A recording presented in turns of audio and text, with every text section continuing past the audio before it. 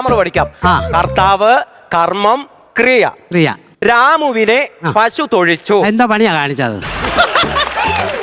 ഇതിനകത്ത് പറയുന്ന കേക്ക്. രാമുവിനെ പശു തൊഴിച്ചു. ഇതിനകത്ത് കർമ്മം എവിടെ? രാമുവിന്റെ വീട്ടുവളപ്പിൽ തന്നെ നടക്കും. പശു അല്ലയോ തൊഴിച്ചേ? കർമ്മം എന്ന് പറഞ്ഞാൽ ഇവിടെ തൊഴിച്ചു. ഓ, തൊഴിച്ചെന്നോ? ആ, എടാ പറഞ്ഞു മനസ്സിലായോ? ഈ തൊഴിക്ക് പറയുന്ന കർമ്മം എന്നാ. അപ്പൊ ഞങ്ങളുടെ വീട്ടിൽ മിക്ക ദിവസം ഈ കർമ്മം നടക്കാറുണ്ട്. അച്ഛൻ പണിയും കഴിഞ്ഞാൽ അങ്ങ് കർമ്മം ചെയ്യും, അമ്മയും കർമ്മം ചെയ്യും. കർമ്മത്തിന്റെ ബഹളം ഇവരോട്. ഒരു അടിയാണെങ്കിൽ തരും കേട്ടോ.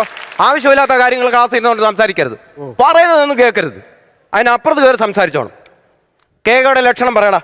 അഖില് പറ. കേകയുടെ 4 കാലുണ്ട്, മാനിനെ പോലെ കൊമ്പുണ്ട്.